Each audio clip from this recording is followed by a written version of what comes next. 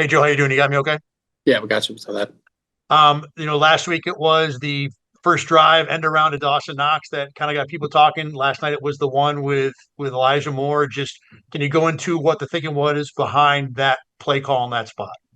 Yeah, I mean, obviously it didn't work. Not a good play call. Probably not a good timing of the game.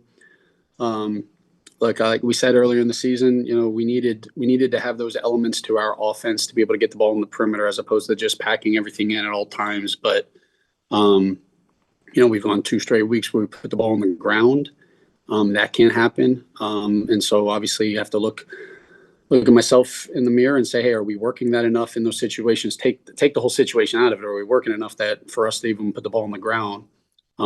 But like in that situation with the way that the game was going, much better play calls than that one right there.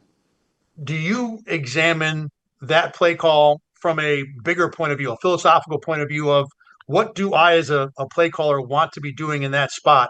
And I guess the way I'm going to break it down, and it's probably not fair to do it this way, but on the one hand, you have as Josh kind of alluded to last night, if we run duo or run something straight ahead versus what looks like a cute play, how do you philosophically approach when to stay with the tried and true and how often to go with the cute stuff? Yeah. Again, I don't see it as cute stuff. I see it as plays that, like I said, we've given a lot of sweeps to Elijah Moore this year, and they've been good for us. But there's timing in the situations with it. Look, we came out of last year, and we did a lot of just QB sneaks and teams packing it up in there, and we knew that that was going to have to be another element to our short yardage was being able to get the ball out on the perimeters and do you run the QB? Do you run downhills or QB sneaks and wait till they stop it to then be able to get to that? Do you do that so that they have to respect that, moving forward before you do? And then you always have the QB sneaks, right? They're obviously playing QB sneak in that situation. You see all the guys obviously put the ball on the ground, so it looks like it'd be a dead play as it is. But yeah, no, we evaluate all of that. You can move the pocket and do one of those like the touchdown to Ray Davis. That's a play that could be ran in that situation. If you do that again and it's incomplete, it's like, hey, we should have been, downhill in that situation. So I think without giving away like scheme and whatever, that's obviously something that wasn't successful. Not a good play call in that situation. Regardless, if it works, you'd say it was a good play call. But when you look at it from the way that the game was being played and all that, it's not the right timing of it. And, those are definitely the ones that keep you up. Last one for me, whether it's with that particular situation or just in general, is there a need to get James Cook more involved in this offense? Not that he has a guy that you're not using at all, but he was very effective last night. And towards the end of the game, it seemed like he was not in as much as maybe you would want a player who would have that much success would was. Yeah, I think some of that, like if we had way too many three and outs last night, and when you have those three and outs, when you're living off schedule, it's hard to get back into a rhythm and continue to keep guys out on the field and kind of roll with it. And obviously the last drive of the game, we're living in 2 minutes, and the drive before that, we start with we get a tie, a carry, and when you go three and outs, and boom, you're not able to get the touches. But yeah, I mean, Jim was one of our best football players, and we obviously especially early in the season, the way that he was running, but we also have to make sure that we're also staying two-dimensional and being able to get the pass game going, and we have to get the pass game going better right now. And, but yeah, when Jimbo's on the field and we're giving him the ball, good things are happening, and it should help our pass game. So, yeah, we obviously have a lot to improve on, and we got to take advantage of this bye week. That's for sure. Thanks very much for your time, Joe. I appreciate it. Thanks, bud. Joe, Lance Lysowski from the Buffalo News. You mentioned pass game just in that last answer there. Just curious, would you? It's a big question. Would you like to try to get the running backs more involved in the pass game, whether it be screens or anything else? Just even looking at Ty Johnson. I know similar to last season, early on he wasn't as involved in the pass game, but where do you see that as in terms of that group there? Yeah, look, we have to we have to grow our offense, right? We have to continue to like especially these last two games, right? What we've put, we're not proud of what we put on tape, right? Anytime if a team scores 21 points, we should win that football game every single time, right? And and our guys know that, right? We just are when the first drive of both halves kind of go like they did, the rest of the game shouldn't be so dang hard, right? And look, that's a really good defense, but we believe we're a really good offense, right? And we should be able to. We made it look really hard, and especially in the pass game and some of the protections, and it didn't have to be that hard. And I think when you come in, when you watch it, I think um, obviously I have to be better. It starts with me, and there's things that I have to clean up, and we have to clean up to not make it look that hard, and just to be able to not allow them to kind of tee off like they did and live in these. We basically played in, when you're in 2nd and 10 and 3rd and 10, you're in like 2 third down situations, and then that's hard to make a living. Getting the running backs involved does help. I thought they did a really good job last night of, bringing enough extra hats that, if you try to hang in the pocket and you don't get to some of your checks and some of your alerts, that it's going to be tough sledding regardless if the running back is out or not. But a guy like Ty last year, right, as we got him going, bringing that added element to our pass game. And so we have to, we'll be in here grinding away this week to figure out, where we have to grow, what has to change. Not just like, hey, what are some issues, but like, what are some solutions, right? And I don't think I felt like when we hit the ground in Seattle last year is when we were 3-2 last year. So there's no panic, but there's got to be a level of urgency, and we got to earn it, and we can't just say, hey, we're going to offense and just go show up. So, it'll be a big week for us, coming back with the guys and saying, hey, these are some things that we're going to clean up, and this is the direction that we need to go. And hopefully we're ready to rock for it next week. You guys seem to have more success on first down earlier in the season. It's just been the last couple of weeks. Some of that has been penalties, but is also some of it just the league reacts to what you're doing and they see how the success you were having with the run game. I mean, how have you seen sort of that chess match play out as teams try to figure out how to stop you guys and then you looking for that adjustment? Yeah, I think, and that's going to be the chess match all season, right? Like um, trying to get a feel of how teams are going to play us and us making the adjustments to how that's going to go. And I felt like last night it was the run game and the pass game that set us behind the chains. At times wasn't anything one in particular, but once we were behind the chains, we made it look really hard getting back on schedule. And you never want to live you never want to live off schedule, no matter what, no matter who you have. But we have confidence in the guys we have up front, and the guy that's pulling the trigger that, hey, we're in these tough situations, that we can be able to ID it, protect it, and be able to get the ball out, and good things should happen. And so, yeah, we obviously have to do a better job. Thanks, Joe. Appreciate your time. Appreciate you.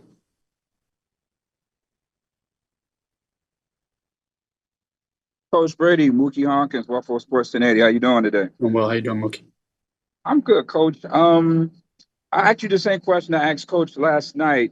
You have an ascending top 5 back in James Cook, and I know he's not, the third down back primarily, but in certain situations, especially when he showed you that he has a rhythm, why he's not out there in a 2-minute drill or third down situations when, he posed much as a threat in that situations. Yeah, I mean, he's obviously a threat. We feel like all of our running backs are threats, and some of it is, that's not to say Jimbo can't do any of that stuff, because we can be in normal situations, he's having to do it. But I think that everybody on our football team has a role, and there's a level of how much do you want to put on each player on any given play and throughout a game. And as always, if there's elements that we can take off of James. And because we have the type of backs that we have and the confidence that we have in the other backs, if we can take some things off of James Cook, and Ty Johnson does an elite job in that area, in that role, that we feel like that can benefit us. And that's not to say Jimbo can't do it, but that's just kind of us just using everybody on our team. If you're up, we're going to need you. Okay. And when teams get book on you, how do you stay creative to, keep continuing to have the same successes that you had the first 4 games? Yeah, I think, yeah, like as always, right? If some things show up on tape, you're going to see it again, right? And and we know that, and we can't be surprised if we see looks that that you might not have seen on tape, right? It's a copycat league, and you're always going to see a little something. And not saying there was things that showed up that New England showed up. I wouldn't say it like that, but there's always going to be blitz patterns or protection looks that might show up across the season, and that the following team is going to kind of see that and see if they can attack it the same way. I don't look at it as like, man, what we're doing offensively, like anything is broken or like, oh man, we don't have answers. Like, um, um, it's more of us right now. I think we're in a product of right now beating ourselves a little too much. And I said it last week. It's too hard to win in the NFL when you're also having to when you beat yourselves and trying to overcome that. Um, and we have to do a better job of staying on schedule, both in the run and the pass. And if we do that, you can see on those first two drives what it kind of looks like. And when we had the 3 and outs and we were struggling to, once we get a first down, and good things usually happen. And last night, we didn't do a good job of doing that, and that's unacceptable. All right, Coach. And you found some success coming out of the second half with James Cook running the ball, and you was going downhill off play action with Ray Davis. What made you go away from that? I mean, I wouldn't say we went away from that. We continued to kind of do that. We were just in a rhythm that we got some first downs, and I think when you look at some of those next few drives, you get, when you have whether you're running it or whether you're passing it, we get a first down. You're able to kind of get back into whatever those things are, and the problem is we had some 3 and outs, and we had so many opportunities in that second half, in that fourth quarter, third quarter specifically, to down by 7 with the ball in our hands. Like we got to go take advantage of those, and we can take advantage of it. Appreciate your time, Coach. Enjoy your bye week. Thanks, bud. Hey, Joe, John Warrow, AP. I know you just said I don't look at it as if anything's broken, but what's your level of concern with Keon Coleman not being able to be a big part of this passing attack, especially with Joshua Palmer going down? Yeah, you go into a game, last night, right? Dalton's already down, Curtis is down. Josh had it, obviously had those big catches, and you get all those guys in that situation, regardless of plays tag, like, hey, you guys got to be able to know everybody's kind of role, and you're on the sideline making sure, hey, this guy knows this was originally for Josh, this was originally for this, and guys being able to roll. But look, we've had some opportunities. Keon had some one-on-ones last night that he's obviously going to want back. And those opportunities, those are things that he knows. We're putting him in those positions to make them, and I got to make sure I'm doing I got to make sure I'm doing the best job to put our players in position to have success, right? And if I'm not doing that, then I'm not doing my job well enough. And so that's what I got to spend this time this week making sure that that we're doing that, and we're getting the matchups that we want, the people where we want them, and we're taking advantage of that. And then when it's there, that we're pulling the trigger and throwing and catching. And whether it's Keon, whether it's anybody on our football team, it's no different. And just as a follow-up, and I appreciate the answer. There is a discussion out there that maybe the everything eats model, that you don't have enough depth or at receiver right now to overcome some of the issues that you've had and injuries that you've had.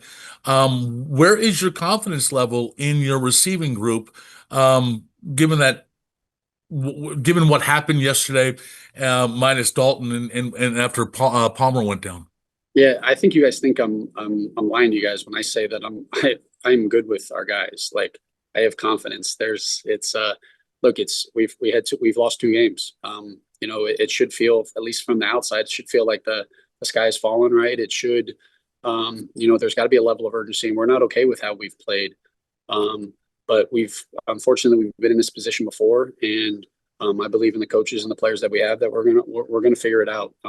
We're not gonna figure it out just because we have before. We're gonna figure it out because we're gonna dive into it. We're gonna come up with solutions and kind of hit the ground running again. But I said it's a training camp with all the injuries. As long as there's 11 guys in the huddle, man, I'm gonna have all the faith and the confidence in the guys that we have.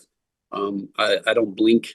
Injuries are gonna happen. Guys aren't gonna be out, man, and if I don't have confidence in them, how can I expect them to have the confidence in themselves and be able to execute the football play, man? So I have nothing but confidence in the guys that are out there, and it's my job. I have to do a better job of putting them in positions to have success. Thanks, Joe. Thanks. Hey, Joe, when we talked to Sean a little bit ago, he mentioned some of the great conversations you guys have already had as coordinators and Sean together, and also mentioned some of the things that, he wants to do to help win this bye week, attack the bye week. Now that you guys have a 6-game sample size, with some of the good that's happening, some of the things you want to improve on, how do you look at accomplishing what you need to accomplish in this week off? Yeah, I think the biggest thing is don't assume anything, right? Especially coming off of 2 losses, it's a natural tendency to just think you're not good at anything, right? And then there's sometimes you can fool yourself into thinking, all right, well, hey, we were good at this before, so we're just naturally good at this. And it's a new year, we have new pieces.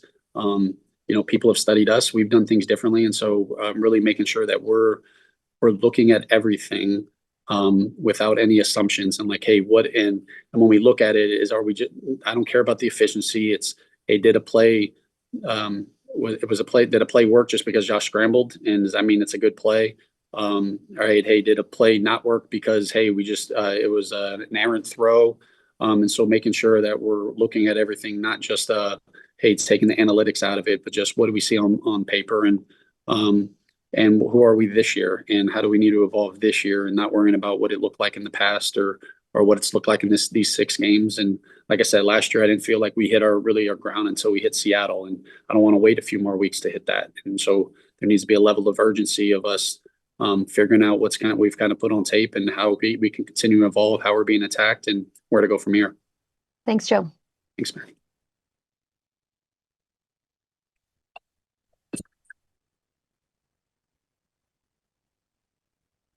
Hey, Joe, it's Jay with the Buffalo News. You mentioned kind of the outside perception there of, some people feeling like the sky is falling. And I think it does exist after a 2-game losing streak, but big picture, you're 4-2 through 6 weeks. So what are some of the things that have stood out to you that have gone right? Without giving away obviously game plan specific stuff or scheme stuff, but just generally speaking, what have you liked that you've seen so far from the offense? Well, I think, I mean, the first thing you have to point at is the way that the run games kind of come together in terms of how we're able to utilize a lot of the different personnel groupings and moving guys around, and adding the addition of Jackson Halls into it, and us being able to show that we can run it out of big personnel groupings, but also be able to, like the first play of the game yesterday, be able to pass the ball.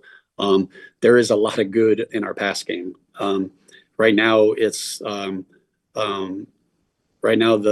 hard thing is that we go strictly off of the last 2 games, right? Like if we started 0-2 and we've won the last 4, we'd be feeling completely different with the exact same record, but that's reality. Have to look at it from perspective, but I think that's something that we're going to just kind of look at all week is, hey, things that, in my mind, I can think we're good at some things. I can tell you exactly like, hey, I think we're good at such and such. But when you put it on, when you actually watch and look at it, it's like, hey, are we as good as we think we are? Or is that something that, it's not playing out the same way? And so there's going to be a lot of diving into it this week. And are you going to see a completely different offense next week? No, but I hope you see a more efficient, with higher detail and higher execution, and to be able to get to where we need to get to. Because right now, especially these last, call it 2.5 games, the detail and the level of execution hasn't been where it needs to be. And if I'm either coaching it or allowing it. Thanks, Joe.